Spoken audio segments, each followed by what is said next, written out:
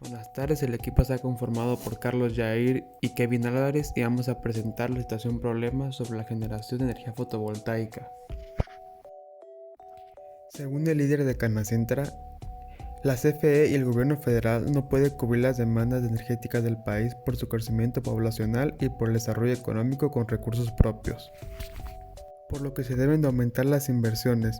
Si no es así, en poco menos de 3 años, el país comenzará a experimentar desabasto y apagones. Estos apagones han sido muy frecuentes desde el 2019, por lo cual es muy importante continuar con la investigación sobre energías alternas para el país.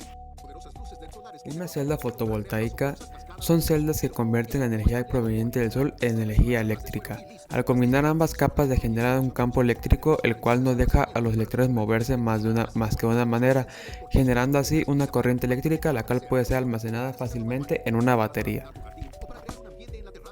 Para el presente reto se nos pidió la construcción de una lámpara solar, la cual permaneciera apagada durante el día, pero al no detectar la luz solar se encendiera. Antes de hacer la lámpara, realizamos algunas actividades de práctica, las cuales nos permitieron comprender el uso y conexión de un multímetro y el protoboard, además de obtener una resistencia equivalente, medir variables eléctricas como la resistencia a la corriente y el voltaje, y comprobar la ley de Ohm, la ley de voltaje de Kirchhoff y la ley de corriente de Kirchhoff. Para la práctica 1 primero se nos pidió realizar una medición de las resistencias, tanto teórica como experimental. Para la teórica se leyó el código de colores de las resistencias y para la experimental se utilizó el multímetro, con lo cual obtuvimos algunos datos. Después se nos pidió realizar un circuito, el cual hicimos en Multisim y en el protoboard. Al circuito primero le calculamos la resistencia equivalente, tanto teórica como experimentalmente. Después realizamos el cálculo del voltaje y de la corriente de determinadas resistencias. Esto para poder comparar la diferencia que hay de medir teóricamente y experimentalmente.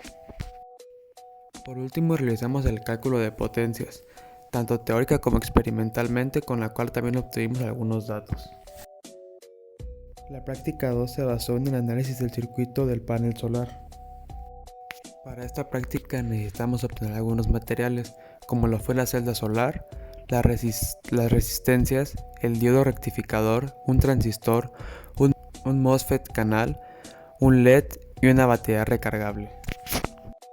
Antes de comenzar con la construcción del panel, realizamos un análisis del voltaje y la corriente cuando este está con sol directo y con sombra. Además, realizamos un ejercicio de conectar paneles en paralelo y así medir su voltaje y su corriente, donde concluimos que el voltaje en paralelo se mantiene, ya sea que estén solos o que estén en paralelo los paneles, pero la corriente se duplica cuando estos son conectados en paralelo. Y cuando estos se conectan en serie, se mantiene la intensidad de corriente y se suman los voltajes. Después realizamos la simulación del circuito en Multisim para después comenzar a construirlo en el protoboard.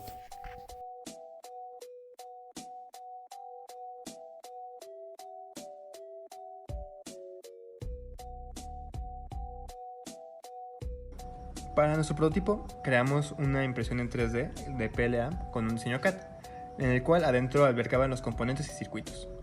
Los componentes con exteriores son el panel solar y el LED, como se puede observar. Adentro alberga un protoboard con varias resistencias, un diodo para que el panel solar no se dañe y no se regrese la corriente, un transistor el cual manda señales entre sí y no, binario, un MOSFET el cual dirige el voltaje hacia donde se tiene que dirigir, y una batería, el cual sería otra fuente de voltaje, debido a que este circuito cuenta con dos principales fuentes de voltaje, la cual sería el panel solar y la batería. Como se puede observar, lo que hacemos es conectarlos, dependiendo cómo se puede ahí, y de acuerdo a la conexión que utilizamos, es que cuando el panel solar detecta voltaje, cuando está detectando que está llegando voltaje, está mandando la carga a la batería, como se puede observar acá adentro, y cuando deja de detectar luz, la batería envía la carga LED haciendo que se prenda.